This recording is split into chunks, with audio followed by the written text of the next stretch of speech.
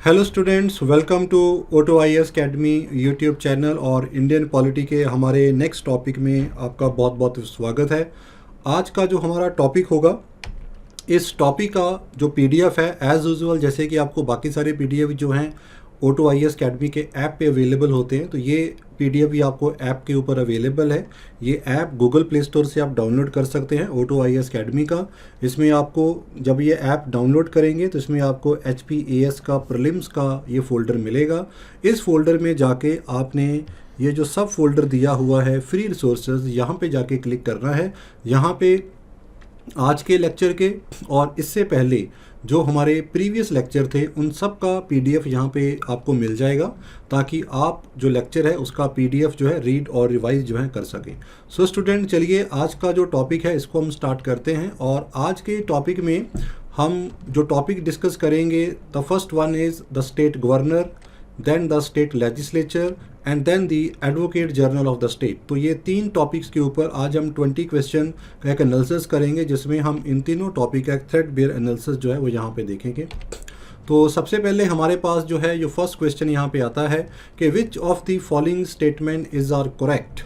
तो यहाँ पे हमारे पास दो स्टेटमेंट जो है वो यहाँ पे दे रखी हैं and we have to check it out कि इनमें से कौन सा स्टेटमेंट करेक्ट है और कौन सा नहीं है। फर्स्ट स्टेटमेंट है, during the national emergency the state government is brought completely under the control of the state centre दो नॉट सस्पेंडेड। ठीक है। और सेकेंड हमारा स्टेटमेंट है कि जब आर्टिकल 356 के नीचे जो स्टेट एमरजेंसी लगी होती है तो स्टेट लेजिस्लेचर जो है उसको सस्पेंड कर दिया जाता है और जो भी executive authority of the state होती है ये प्रेसिडेंट के पास चली जाती है। तो ये दो स्टेटमेंट हैं। तो अगर हम ये देखते हैं तो ये दोनों स्टेटमेंट ही जो हैं ये यहाँ पे करेक्ट हैं, और इसलिए हमारा जो राइट आंसर जो है वो यहाँ पे सी आ जाता है। इसके बाद हमारे पास सेकंड क्वेश्चन है।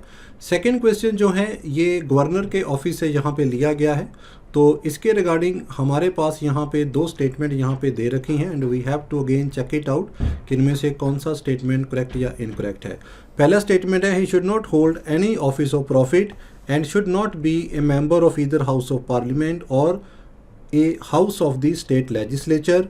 और दूसरा हमारा यहाँ पे जो राइट आ जाता है कि he enjoy personal immunity from legal liability for his official act as well as from the criminal proceeding here. तो ये दो स्टेटमेंट जो है वो यहाँ पे दे रखी हैं।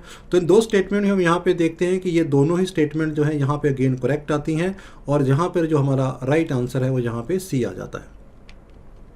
इसके बाद हमारे पास थर्ड क्वेश्चन है। This question is about the adjective power of the governor.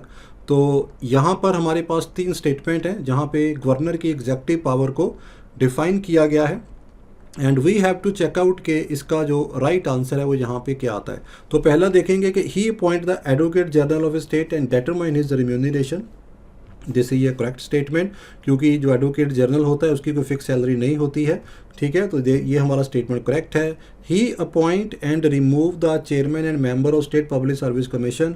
तो ये स्टेटमेंट जो है, ये हमारा स्टेटमेंट जो है वो इनकरेक्ट आ जाता है, क्योंकि स्टेट पब्लिक सर्विस कमीशन की अपॉइंटिंग अथॉरिटी तो गवर्नर होता है लेकिन रिमूविंग नहीं होता है। जो मेंबर या चेयरमैन होता है उनका रिमूवल प्रेसिडेंट के द्वारा किया जाता है। सो इसलिए ये वाला स्टेटमेंट रिमूवल को लेके जो है ये यहाँ पे गलत हो जाता है।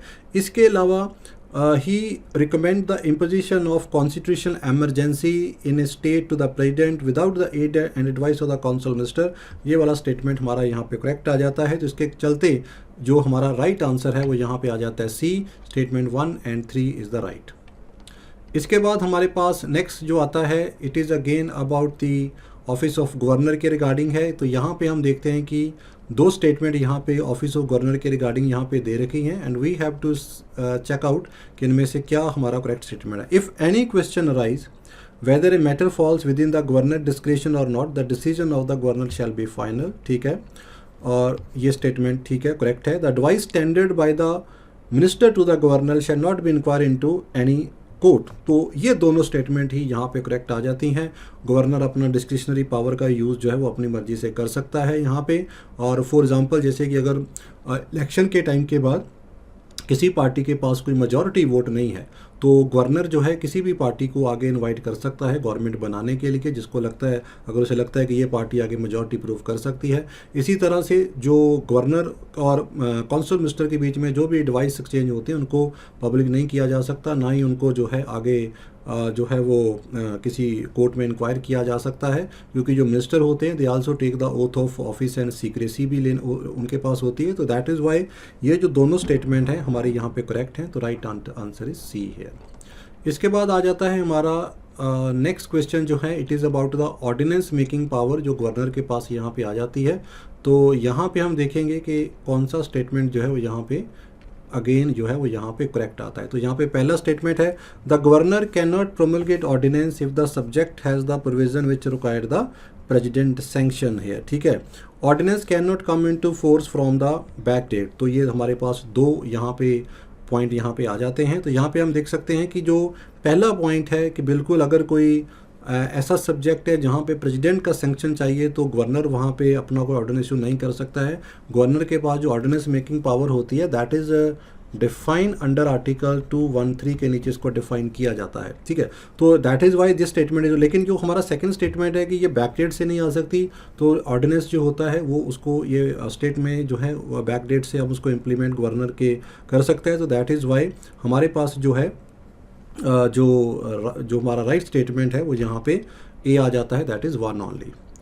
After this come the next question, governor के ऑफिस के रिगार्डिंग हम यहाँ पे देखेंगे और इसके अंदर एडवोकेट जनरल ऑफ स्टेट की बात भी यहाँ पे जो है वो की हुई है। तो यहाँ पे अगेन वी चेकआउट इसका जो राइट आंसर है वो यहाँ पे क्या आ सकता है। तो ठीक है, तो यहाँ पे हम देखेंगे कि the advocate general hold office during the pleasure of the governor. ये बिल्कुल ठीक है, क्योंकि एडवोकेट जनरल जो स्टेट का होता है उसका टेन्योर फिक्स नहीं है, कॉन्स्टिट्यूशन में भी ये फिक्स नहीं किया गया है। He appoint the state election commissioner and determine his condition of service at tenure. तो ये स्टेटमेंट भी करेक्ट है। स्टेट इलेक्शन कमीशन का अपॉइंटमेंट स्टेट में पंचायत और म्यूनिसिपैलिटी के इलेक्शन के लिए किया जाता है। यहाँ पे याद रखना है कि again governor can appoint state election commissioner, लेकिन वो रिमूव नहीं कर सकता। इनका रिमूवल वैसे ही होगा जैसे जजेस of the supreme court and high court होता है। सो दैट इज़ वाई हमारे पास ये दोनों स्टेटमेंट करेक्ट आ जाती हैं और हमारे पास राइट आंसर है सी है। After that come the question number 7 here. Consider the following statement regarding the territorial extent of the center and state legislation. यानी कि अगर पार्लियामेंट जो है उसका बनाया लॉ कहाँ तक इम्प्लीमेंट हो सकता है और स्टेट का टेरिटोरियल एक्सटेंट जो है वो यहाँ पे कितना होता है। तो इसके रिगार्डिंग हमारे पास यहाँ पे तीन स्टेटमेंट जो है वो यहाँ पे दे रखी हैं and we have to check out के इनमें से कौन सा स्टेटमेंट करेक्ट है या नहीं है। तो law made by state legislature can never be applied outside the state. तो ये वाला जो स्टेटमेंट यहाँ पे आ जाता है तो ये जो है वो स्टेटमेंट करेक्ट जो है वो नहीं है। क्यों करेक्ट नहीं है यहाँ पे? क्योंकि जो स्टेट लेजिस्लेचर होता है नो डाउट वो अपने टेरिटोरियल एक्सटेंशन जुरिस्डिक्शन के अंदर लॉ बनाता है, लेकिन अगर विद द पार्लियामेंट जो परमिशन के साथ अगर कोई स्टेट लेजिस्लेचर का लॉ जो है वो आउट ऑफ स्टेट के लिए भी इम्प्लीमेंट किया जाता है, तो यहाँ पे जो पार्लियामेंट होती है वो दो स्टेट के लिए कॉमन लॉ भी बना सकती है। तो इस कंडीशन में वो दूसरी स्टेट में भी इम्प्लीमेंट किया जा सकता है। सो दैट स्टेटमेंट जो है वो यहाँ पे रॉन्ग हो जाती है। A parliament can make extra territorial legislation जिसके अंदर कोई इंटरनेशनल ट्रीटी या एग्रीमेंट भी आ सकता है, that is A correct here.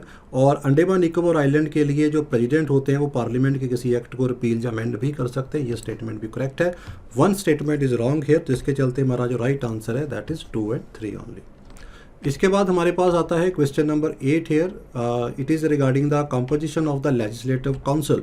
अगर किसी स्टेट का अपर हाउस है तो उस अपर हाउस की लेजिस्लेटिव काउंसिल जो है उसका कंपोजिशन क्या होगा, यानी कि उसके मेंबर जो हैं वो कहाँ से और कितने इलेक्ट किए जाएंगे। ठीक है, तो यहाँ पे हम पहला पॉइंट हम देखते हैं the member of the legislative council are indirectly elected. ये बिल्कुल ठीक है, इंडायरेक्ट इलेक्टेड होकर यहाँ पे आते हैं। The maximum and minimum strength of the council has been fix by the parliament. यहाँ पे तो ये वाला स्टेटमेंट जो है वो यहाँ पे रॉन्ग हो जाता है। ये बेसिकली फिक्स नहीं किया हुआ है, क्योंकि हर स्टेट का जो लेजिस्लेटिव काउंसिल होता है उसकी जो स्ट्रेंथ होती है वो उस लेजिस्लेटिव असेंबली की स्ट्रेंथ के ऊपर डिटरमाइन करती है, और जितना भी उस लेजिस्लेटिव असेंबली का स्ट्रेंथ होता है उसका 1/3 जो स्ट्रेंथ है वो जो है वो स्टेट का लेजिस्लेटिव काउंसिल का हो सकता है। फॉर एग्जांपल अगर किसी स्टेट असेंबली का जो मान लीजिए कि अगर वहाँ पे 100 उसकी सीट्स हैं, तो अगर उसकी स्टेट का अगर अपर हाउस होगा तो वहाँ पे जो मैक्सिमम सीट जो है स्ट्रेंथ जो है वो 30 to 34 हो सकती हैं, ठीक है। सो इसलिए ये यहाँ पे फिक्स नहीं है पार्लियामेंट के द्वारा किया हुआ। लेजिस्लेटिव असेंबली का जो स्ट्रेंथ है वही एक मिनिमम और मैक्सिमम जो है वो फिक्स किया हुआ है। और 1/6 मेंबर जो हैं काउंसिल के वो गवर्नर नॉमिनेट करता है यहाँ पे, ठीक है, और उसकी अथॉरिटी को आगे कोर्ट में चैलेंज नहीं किया जा सकता। That is absolutely right here. तो जिसके चलते हमारा जो राइट आंसर है वो यहाँ पे 1 और 3 आ जाता है। इसके बाद हमारे पास आ जाता है question number 9 here. A member of the state legislature vacate his seat under which of the following condition. तो यहाँ पर हमारे पास ABCD 4 कंडीशन जो है वो यहाँ पे दे रखी हैं। तो किस कंडीशन में अपनी सीट को वेकेट करता है? If a person is elected to both the houses his seat in one house fall vacant. That is absolutely right कि जो अगर दोनों हाउसेज में इलेक्ट होता है तो उसे एक हाउस की सीट जो है वो ऑलरेडी इलेक्शन कमीशन को इन्फॉर्म करना होता है कि वो किस हाउस की सीट जो है वो अपने पास रख रहा है, और इसके चलते हम देख सकते हैं उसकी एक जो दूसरे हाउस की सीट है वो ऑटोमेटिकली यहाँ पे वेकेंट हो जाती है, ठीक है। तो इस कंडीशन में हम यहाँ पे देख सकते हैं कि इस कंडीशन में जो member of the state legislature होता है वो अपनी सीट को वेकेट जो है उसे करना पड़ जाता है, ठीक है। तो यहाँ पे हमारे पास जो इसके अकॉर्डिंगली हमारे पास जो राइट आंसर यहाँ पे आ जाता है that is the A here. तो इसके बाद हमारे पास जो क्वेश्चन नंबर 10 यहाँ पे आ जाता है। तो यहाँ पर अगेन वी गॉट 3 स्टेटमेंट जो है वो हमारी यहाँ पे जो है वो यहाँ पे दे रखी हैं कि if a member of the state legislature does not take oath according to the provision what will be the outcome here. तो देखिए जहाँ पे कोई भी जब MLA जो होता है वो इलेक्शन में जीतता है तो उसको स्टेट लेजिस्लेचर में उसकी प्रोसीडिंग में पार्टिसिपेशन होने से पहले उसको एक ओथ जो है वो लेनी ज़रूरी होती है, ठीक है। तो यहाँ पे हम देखेंगे अगर वो ओथ नहीं लेता है तो उसकी क्या कंडीशन यहाँ पे हो सकती हैं। He can not vote and participate in the proceeding of the house, ये बिल्कुल ठीक है। विदाउट ओथ वो हाउस की प्रोसीडिंग में पार्टिसिपेशन नहीं कर सकता है। He will not be eligible to privileges and immunity, ये भी ठीक है। और जितने दिन तक अगर उसने प्रोसीडिंग में पार्टिसिपेशन किया है एज ए मेंबर, तो जितने दिन तक वो विदाउट ओथ प्रोसीडिंग में पार्टिसिपेशन करता रहे तो 500 पर डे के अकॉर्डिंग उसे फाइन देना पड़ेगा। तो इसके चलते हम देखते हैं कि ये तीनों ही स्टेटमेंट जो है यहाँ पे करेक्ट हैं। तो right answer is D here. After that come question number 11 है। तो 11 क्वेश्चन नंबर पे हमारे पास यहाँ पे 3 स्टेटमेंट जो है वो यहाँ पे दे रखा है। The maximum gap between 2 session of state legislature can not be more than 6 months। The power of adjournment as will adjournment senate in the state legislature lie with the speaker। तो ये ऊपर वाली हमारी दोनों स्टेटमेंट बिल्कुल ठीक आ जाती हैं। Governor issue A notification for prorogation and dissolution, क्योंकि जो प्रोरोगेशन जिसका मतलब होता है end of the house session और डेजोल्यूशन जिसका मतलब है हाउस को डिसॉल्व कर देना, तो ये पावर जो होती हैं गवर्नर के पास ही होती हैं। एडजर्नमेंट का पावर स्पीकर के पास होता है। इसके चलते हम ये देखेंगे कि ये तीनों स्टेटमेंट जो है हमारी यहाँ पे करेक्ट आ जाती हैं। इसके बाद हमारे पास क्वेश्चन नंबर 12 आ जाता है जो स्टेट लेजिस्लेचर से रिगार्डिंग यहाँ पे पूछा गया है। तो हमारे पास यहाँ पे 4 ऑप्शन जो हैं वो यहाँ पे दे रखी हैं। वी हैव टू सी कि इनमें से कौन सा स्टेटमेंट जो है वो यहाँ पे करेक्ट आ जाता है। The constitution provide for the mechanism of joint sitting of the 2 houses of the state legislature to resolve a deadlock between them. नहीं, ये वाला स्टेटमेंट इनकरेक्ट है। जो जॉइंट सिटिंग होती है वो सिर्फ पार्लियामेंट में होती है। अगर कोई डेडलॉक होता है स्टेट लेजिस्लेचर में, अगर 2 हाउसेज हैं भी फिर भी वहाँ पर डेडलॉक की कोई प्रोविज़न नहीं, जॉइंट सिटिंग की कोई प्रोविज़न नहीं होती है। The legislative assembly can override the legislative council by passing the bill for the second time and vice versa, ठीक है। तो ये वाला नहीं है क्योंकि लेजिस्लेटिव जो असेंबली होती है वो ओवरराइड कर सकती है लेजिस्लेटिव काउंसिल को, लेकिन लेजिस्लेटिव काउंसिल जो है वो लेजिस्लेटिव असेंबली को ओवरराइड नहीं कर सकती है, ठीक है। तो इसलिए ये वाला स्टेटमेंट भी हमारा यहाँ पे इनकरेक्ट हो जाता है। If a bill originate in the legislative council and send to the legislative assembly rejected the bill ends and become dead, तो ये वाला स्टेटमेंट करेक्ट है। तो यहाँ पे याद रखिएगा अगर किसी स्टेट लेजिस्लेचर के 2 हाउसेज हैं तो अपर हाउस जो है वो ज़्यादातर एक डिबेट और डिस्कशन का काम करता है, ना ही तो उसके पास कोई मनी पावर बिल को लेके की पावर होती है, ना ही किसी ज्वाइंट सेशन को कॉल करने की पावर होती है। और अगर लेजिस्लेटिव काउंसिल का बिल जो है, अगर ऑर्डिनरी बिल भी जो है अगर वो असेंबली रिजेक्ट कर देती है तो बिल डेड हो जाता है, जिसके चलते हमारा जो राइट आंसर है वो यहाँ पे सी आ जाता है। इसके बाद क्वेश्चन नंबर 13 आता है। स्टेट कैबिनेट के ऊपर ये क्वेश्चन यहाँ पे पूछा हुआ है। तो यहाँ पे हमें इसका देखना है कि what could be the right answer here. ठीक है, it is an advisory body to the governor, बिल्कुल aid and advice to the governor main काम है। It is the highest decision making authority in the political administration system of the state, ये statement भी हमारा correct है। It is statutory body, no it is not a statutory body. जो cabinet होती है, state cabinet होती है, council of minister जो होते हैं, इट्स ए कॉन्स्टिट्यूशनल बॉडी। तो इसके चलते ये वाला स्टेटमेंट हमारा रॉन्ग हो जाता है, जिसके चलते हमारा राइट आंसर यहाँ पे क्या आ जाएगा, ए ओनली। इसके बाद हमारे पास क्वेश्चन नंबर 14 आता है, legislative council exist in which of the following state. तो बहुत सारी स्टेट हैं जहाँ पे अपर हाउस है, तो हमारे पास यहाँ पे 4 स्टेट हैं। वी हैव टू टेल कि किन स्टेट में अपर हाउस जो है वो यहाँ पे बना हुआ है। तो we can know it very well कि यहाँ पे जो हमारे पास अपर हाउस आ जाता है, it is only in the state of Karnataka and Bihar only, जिसके चलते हमारा जो राइट आंसर है that is the B only. Himachal में नहीं है लेजिस्लेटिव काउंसिल और पंजाब में भी नहीं है। इसके बाद next come the question number 15 here, the governor is responsible to appoint tribal welfare minister which are the following state. जिन स्टेट में ट्राइबल पॉपुलेशन होती है वहाँ के स्टेट गवर्नर की एक रिस्पॉन्सिबिलिटी होती है to appoint a particular minister for the tribal welfare और द ट्राइबल कम्युनिटी देयर। तो इन स्टेट में, किन स्टेट में ट्राइबल वेलफेयर मिनिस्टर की अपॉइंटमेंट जो है वो यहाँ पे की जाती है। तो हमारे पास यहाँ पे जो राइट आंसर यहाँ पे आ जाता है that is 1 and 3 only. Chhattisgarh और मध्य प्रदेश दोनों स्टेट में मिनिस्टर ऑफ ट्राइबल वेलफेयर होता है, जिसके चलते हमारा जो राइट आंसर है वो यहाँ पे सी आ जाता है। After that come the question number 16 here, the first women governor of A state in free India. तो इनमें से कौन थी जो इंडिया की पहले state governor, women state governor जिनको अपॉइंट किया गया था। तो यहाँ पे हमारा राइट आंसर है मिसेस सरोजनी नायडू। उत्तर प्रदेश स्टेट की पहली गवर्नर अपॉइंट की गई थी और उस समय उत्तर प्रदेश को यूनाइटेड प्रोविंसेस जो था वो कहा जाता है। तो right answer is C here. After that comes 17, question number 17, when a state governor die or resign who normally exercise his function till a new governor is appointed. So इस कंडीशन में गवर्नर की ड्यूटीज़ को charge किसके पास है, अगर governor resign कर जाए और किसी वजह से उनकी ऑफिस में while he died in office, तो यहाँ पे हमारा राइट आंसर आ जाता है chief justice of A high court. तो वो जो है टेम्पररी तौर के ऊपर गवर्नर का रोल अपना प्ले करते हैं।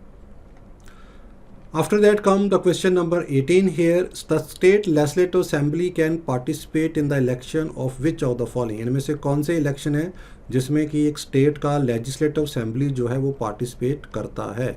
सो we have to check out, यहाँ पे हमारे पास इलेक्शन है president of India, vice president of India, member of Rajya Sabha and member of the legislative council. तो इनमें से कौन से इलेक्शन में स्टेट लेजिस्लेटिव असेंबली जो है वो अपना रोल प्ले यहाँ पे करती है।